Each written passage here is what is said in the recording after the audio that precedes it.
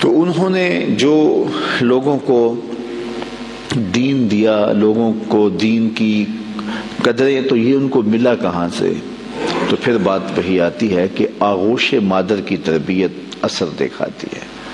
اگر انہوں نے 70 ہزار لوگوں کو دین کے لیے بلایا اور لوگ کھچے چلے آئے، اور پھر 4 ہزار لوگ ایک مجلس میں وہ واصل باللہ ہوتے چلے گئے، تو ہم اگر دیکھتے ہیں جب وہ گھر سے حصول علم کے لیے نکلتے ہیں تو ماں ان کی آستین میں 40 درہم سی دیتی ہے، اور ساتھ یہ تاکید کرتی ہے کہ بیٹا تو نے جھوٹ نہیں بولنا ہے۔ اللہ اکبر۔ پھر راستے میں جب قافلہ لوٹا جاتا ہے تو ایک بچہ سمجھ کے کس کے پاس کیا رکھا ہوگا کوئی تلاشی بھی نہیں لیتا۔ گزرتے سرے راہ ہی ڈاکو پوچھ لیتا ہے آپ کے پاس بھی کچھ ہے؟ تو کہتے ہیں ہاں میرے پاس بھی 40 درہم ہے۔ تو وہ حیرت زدہ ہو کے رک جاتا ہے کہ مطلب چوروں اور ڈاکوؤں کو بھی پیسے بتائے جاتے ہیں؟ تو وہ تلاشی لیتا تو آستین میں سیے ہوئے 40 درہم دستیاب ہوتے ہیں، تو اپنے آقا کے پاس لے جاتا ہے کہ یہ بچہ ہے، ہم صرف نظر کر کے گزر رہے تھے، بس چلتے چلتے پوچھ لیا کہ تمہارے پاس بھی کچھ ہے؟ تو اس نے کہا کہ 40 درہم ہے، تو تلاشی لی تو واقعی 40 درہم، یہ کوئی انوکھا سا بچہ ہے۔ تو وہ ڈاکوؤں کا سردار پوچھتا ہے کہ ڈاکوؤں سے تو پیسے چھپائے جاتے ہیں اور تم نے بتا دیا، کہا میری ماں نے کہا تھا جھوٹ نہیں بولنا، یہ میری ماں کی نصیحت تھی اور میں اس نصیحت پہ کھڑا ہوں۔ اللہ اکبر۔ اس کی آنکھوں سے آنسو جاری ہو گئے کہ یہ ایک بچہ ہو کہ ماں سے کیا گیا عہد توڑتا نہیں ہے، اور ہم اللہ سے کیے ہوئے وعدے توڑ رہے ہیں اور پامال کر رہے ہیں۔ تو کہا کہ آپ ہاتھ بڑھائیے، ہم آپ کے ہاتھ پہ ہی توبہ کرنا چاہتے ہیں۔ آپ فرماتے ہیں سب سے پہلے لوگ جو میرے ہاتھ پہ تائب ہوئے وہ ڈاکو تھے۔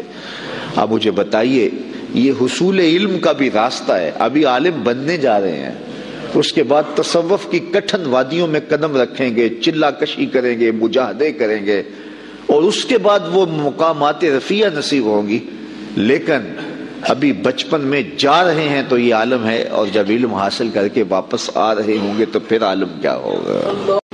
اور آپ جانتے ہیں کہ آپ کے والد گرامی اللہ اکبر حضرت عبداللہ صومعی، وہ ایک بہت بڑا نام ہے، نہر کنارے وضو کر رہے تھے، اور وضو کرتے کرتے پانی میں بہتا ہوا ایک سیب آیا، اس کو اٹھا کر کے بھوک کی شدت تھی، کھا لیا، کھا چکے تو یاد آیا یہ تو میرا تھا ہی نہیں، یہ تو مال لقطہ تھا، تو میں نے اس کو کھا لیا۔ کیوں کھایا؟ مجھے کس نے حق دیا تھا کہ وہ مال لقطہ لے لوں اور اس کو اپنے پیٹ کا لقمہ بناؤں؟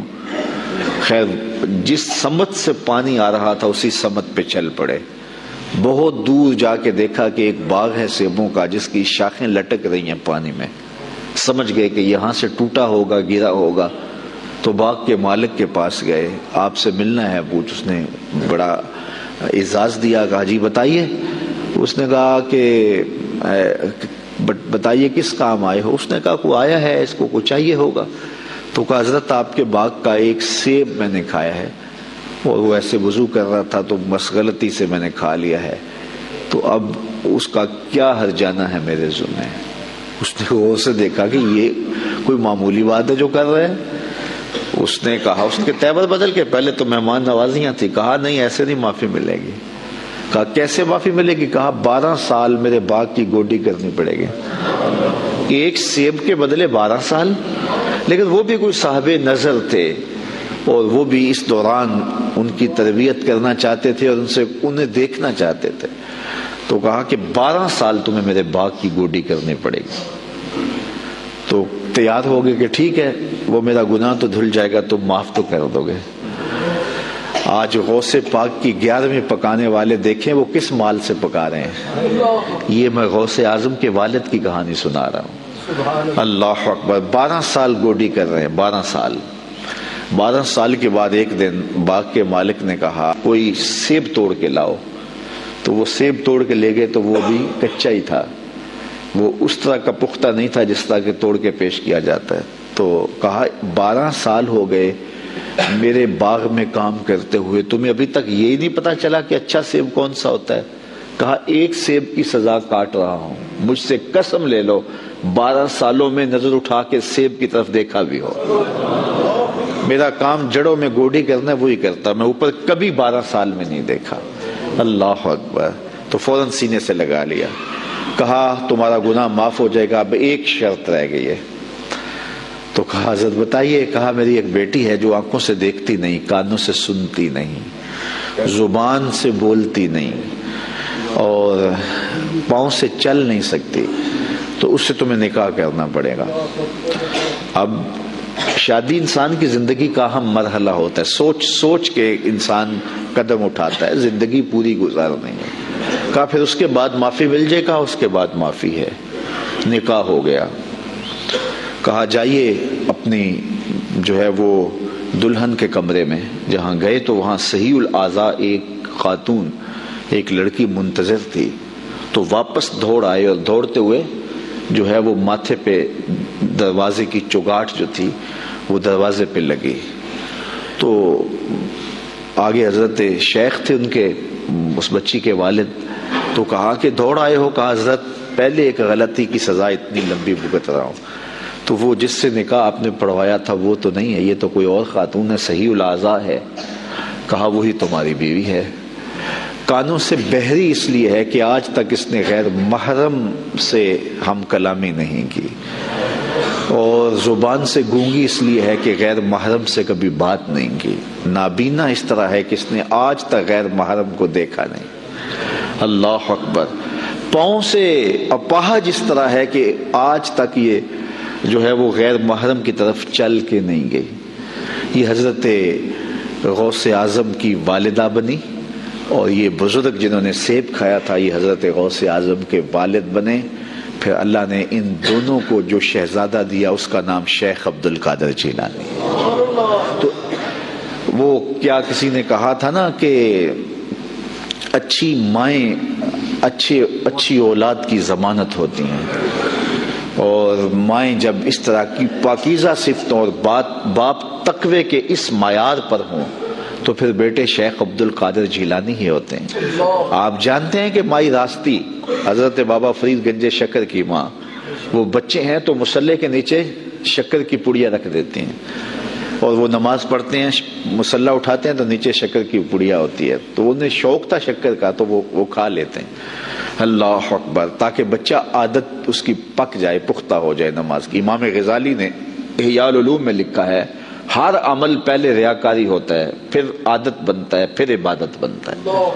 تو اپنی اولاد کی تربیت کرنی چاہیے کہ انہیں پہلے لالچ دے کے انہیں نیکیوں کی طرف راغب کرنا چاہیے۔ تو وہ روز شکر رکھتی تھی۔ ایک دن ماں کہیں گئی تھی اور آتے ہوئے لیٹ ہو گئیں، اور نماز کا وقت آ گیا۔ ماں کا دل ڈول رہا ہے کہ آج بیٹے نے مصلی اٹھایا تو آج چونکہ میں نے شکر کی پوڑی رکھی نہیں تو بیٹے کا بھرم ٹوٹ جائے گا۔ دل ہی دل میں دعا کرنے لگی، مالک تو قادر بھی ہے قدیر بھی ہے، آج میری محبت کی، آج میری اس ادا کی اور میری اس حکمت عملی کی جس کے ذریعے بچے کو نمازی بناتی ہوں، لاج رکھ لے۔ خیر واپس پلٹی، بیٹا نماز پڑھ چکا تھا، تو ماں نے جلدی سے کہا کہ بیٹا فرید نماز پڑھ لی؟ کہا امی نماز پڑھی، لیکن ماں کا دل ڈھولنے لگا کہ لیکن کے بعد کیا کہنے والا ہے۔ کہا لیکن آج جو پوڑی شکر کی ملی نا اس کا چس ہی کوئی اور تھا، اس کا مزہ ہی کوئی اور تھا۔ تو ماں نے بیٹے کو گلے سے لگایا، کہا بیٹا پہلے پڑیا میں رکھتی تھی، اب تیرے رب نے رکھی ہے۔ اللہ اکبر۔ کیا آج کی ماں بیٹے کو نمازی بنانے کے لیے اس کے مصلے کے نیچے چاکلیٹ نہیں رکھ سکتی؟ آج اس کو نمازی بنانے کے لیے کوئی طریقہ اختیار نہیں کر سکتی؟ آج اگر ماں اپنی اولاد کی تربیت کے لیے کوئی اس دور کی مطابقت میں اچھا فیصلہ کرے اور اس کو دین کی طرف راغب کرے تو آج کا بیٹا بھی بایزید بستامی کا جانشین بن سکتا ہے، آج کا بیٹا بھی غوث اعظم شیخ عبد القادر جیلانی کا جانشین بن سکتا ہے، بابا فرید گنج شکر کا جانشین بن سکتا ہے۔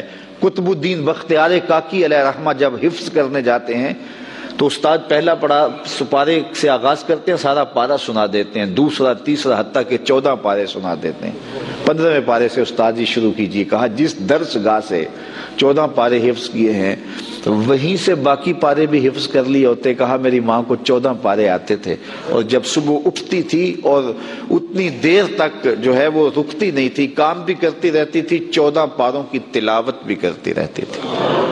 اور یہ بات میں نے ماں کی آغوش سے یہ پارے سیکھ لیے ہیں۔ جب ماں ایسی ہو تو بیٹے قطب الدین بختیار کاکی بنتے ہیں۔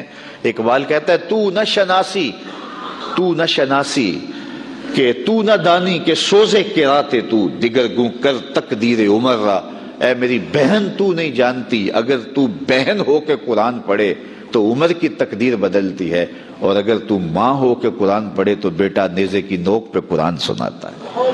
تو ماؤں کو خاص طور پہ اپنی اولاد کی تربیت کے اندر کوشاں ہو جانا چاہیے۔ یہی حضرت غوث اعظم رضی اللہ تعالیٰ عنہ کی تعلیمات ہمیں بتاتی ہیں۔ وآخر دعوانا